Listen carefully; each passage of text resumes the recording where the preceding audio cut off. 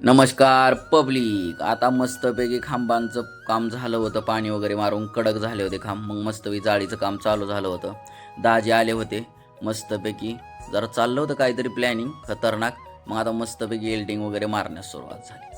खतरनाकपैकी आमचा कारभारी पलीकडल्या साईडनं धरतो जाळी आणि मी मस्त व्हिडिओ काढत होतो. मला तर काय लाजच नाही, पण जाऊ द्या असू द्या. आणि मग मस्तपैकी जाळी मारण्यास सुरुवात झाली. हळूहळू शेवटपर्यंत आलो होतो. एक साईड तर कोपरा पूर्ण होत आला होता. त्यात कृष्णा भाईड्या पण आला होता आमचा सपोर्ट करण्यासाठी, मदत करण्यासाठी. खतरनाक.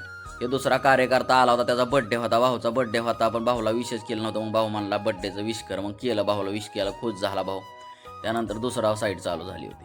दुसरी साईड चालू झाल्यानंतर मस्तपैकी जाळीचं थोडंसं आड्या तेड्या चालल्या होत्या. मग दुसरा भाऊ पण आला होता. भाऊ लय खुश झाला होता का काय माहिती, हसत पण होता लय खतरनाक. आणि ट्रॅक्टर पण आणला होता. लय खतरनाक भाऊ, ट्रॅक्टरने वाढल्याशिवाय जाळी पॅक होत नाही. मग मस्त बिल्डिंगचं एक साईड पण दुसरी साईड पण पूर्ण होत आली होती.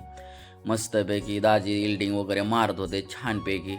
आणि जरा थोडंसं घराच्या कोपऱ्याला पण एक जाळी मारायची होती. मग दाजींनी मस्तपैकी घराच्या कोपऱ्याला बिल्डिंग मारण्यास सुरुवात केली. आणि जाळी मारण्यास सुरुवात झाल्यानंतर जाळी वेळी थोडीशी राहिली होती. आता उद्याच्याला होणार आहे. मग मस्तपैकी भाऊचा ट्रॅक्टर आणला होता. मग मस्तपैकी भाऊचा ट्रॅक्टर घालवायला गेलो. पण ट्रॅक्टर जरा हळूहळूच जरा जमत नव्हता, पण हळूहळूच करत होतो. छानपैकी ट्रॅक्टर चालवत होतो मी पण. मला पण येतो टॉपचा विषय भावांनो, आपला पण नाद करायचा नाही हा.